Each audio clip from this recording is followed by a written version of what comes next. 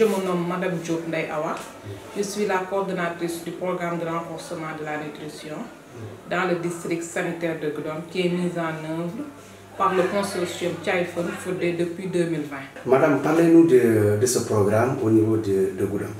Donc ce programme, le programme de renforcement de la nutrition, a pour objectif d'améliorer la santé des mères et des enfants.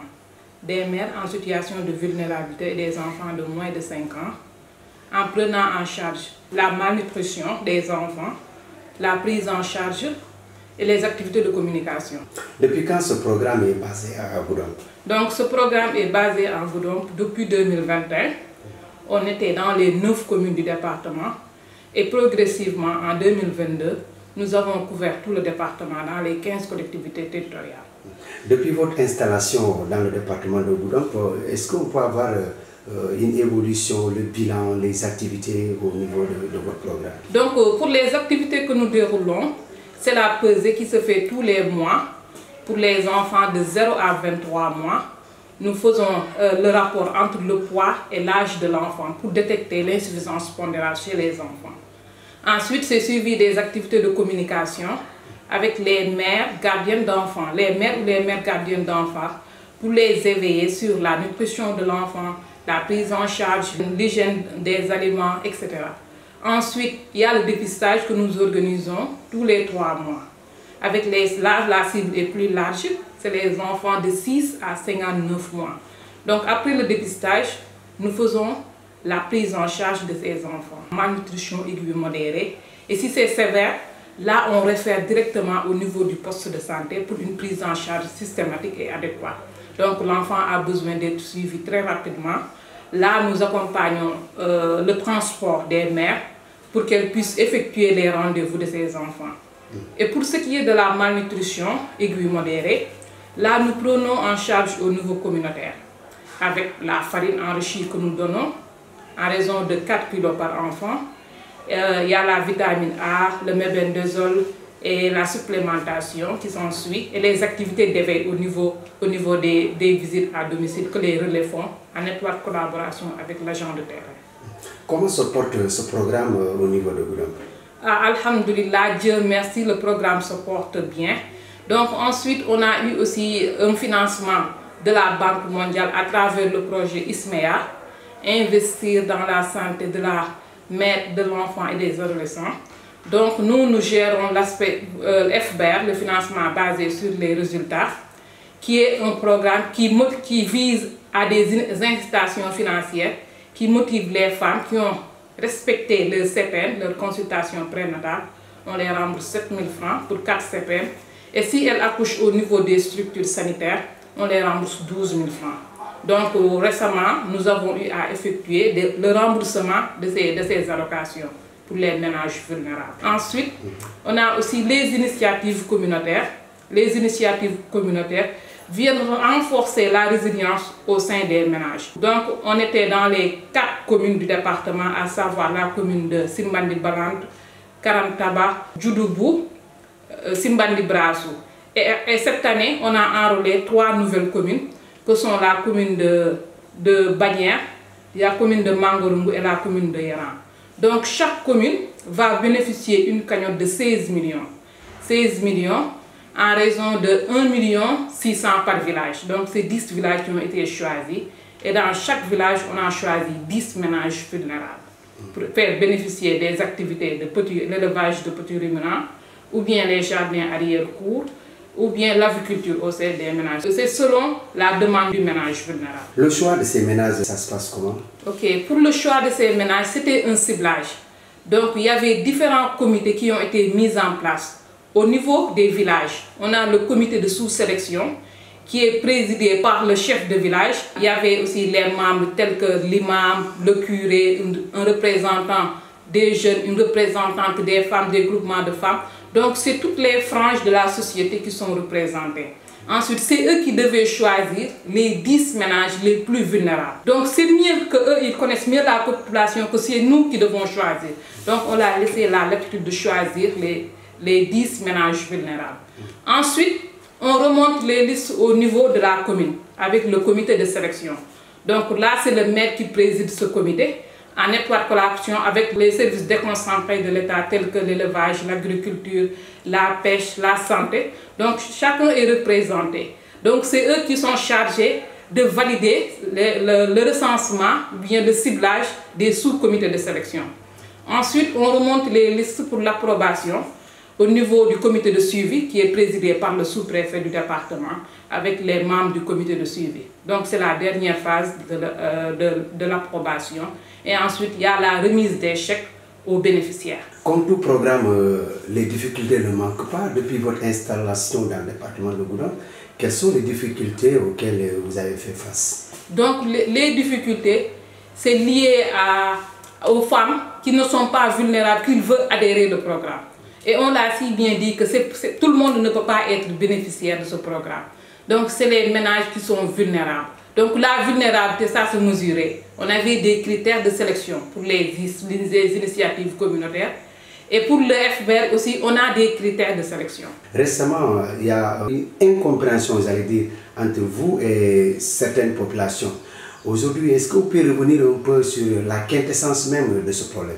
Donc les problèmes, ça ne manque pas, comme tout déroulement d'un programme. Donc récemment, on a payé les motivations des ménages vulnérables dans la commune de Goudomp. Mais celles-ci n'avaient pas bien compris le programme. Ils croyaient que chaque femme qui avait effectué ses CPN devait bénéficier des allocations, alors que ce n'était pas le cas. C'était seulement les familles issues des ménages vulnérables.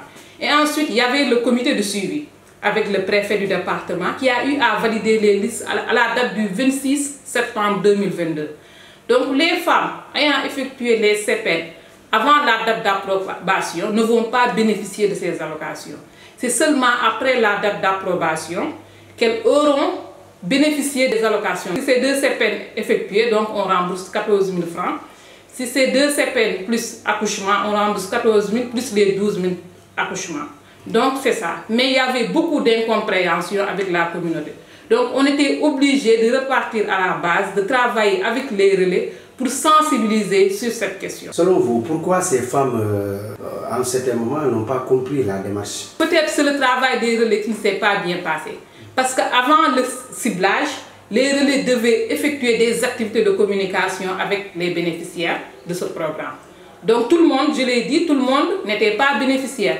Il y avait des listes qu'on nous a remontées et après enquête de vérification, nous avons vu que ce n'était pas des ménages dans le besoin.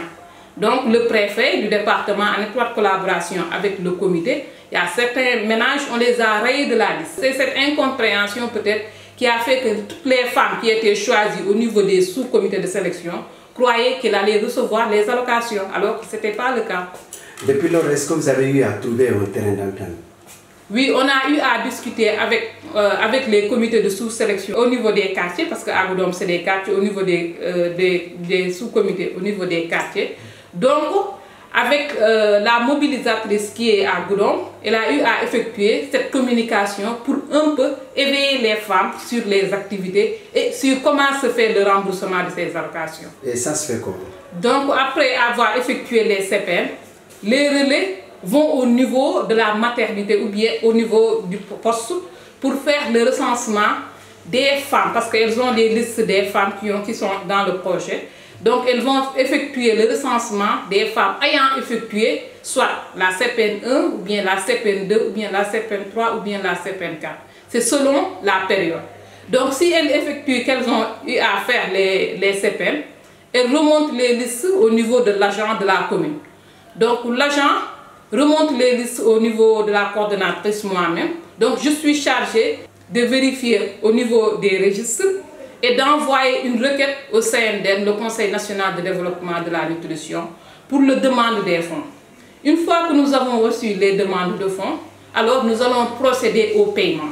Donc les paiements, ce n'est pas mensuel, c'est selon les listes qu'on nous remonte. Et le paiement, ça se passe où et comment? Donc le paiement se fait sur place, au niveau de la mairie ou bien au niveau du poste de santé, ça dépend.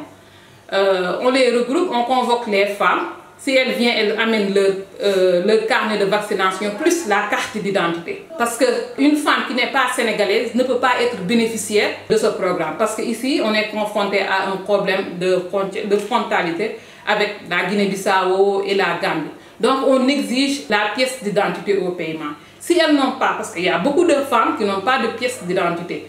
Donc là, on prend juste la carte d'identité de son mari, plus le carnet de vaccination. Est-ce que vous avez une idée du nombre de bénéficiaires dans le département de Goudomp? Pour ce qui est des allocations payées, actuellement, nous avons payé 233 pour les consultations prénatales. Et 36 femmes ont eu à bénéficier de ces allocations pour ceux qui ont eu à accoucher dans les structures sanitaires. Quelles sont les régions concernées? Ce programme est concerné par 5 régions. Donc il y a la région de Sédhiou, la région de Ziguinchor, la région de Kolda, la région de Tambacounda et la région de Kédougou. Donc c'est les 5 régions bénéficiaires du projet ISMEA, qui veut dire investir dans la santé de la mère, de l'enfant et de l'adolescent. Votre dernier appel à l'endroit de la population pour une meilleure coopération avec ces populations? C'est de demander à la population d'assister aux activités, surtout activités de pesée qui se fait tous les mois au niveau des quartiers, pour voir l'évolution de l'état nutritionnel de l'enfant. Donc au niveau de chaque quartier, on a des sites virtuels pour être plus proche de la population. Mais actuellement, les femmes ont une philosophie, on pèse, pour dire on pèse nos enfants, on leur donne rien.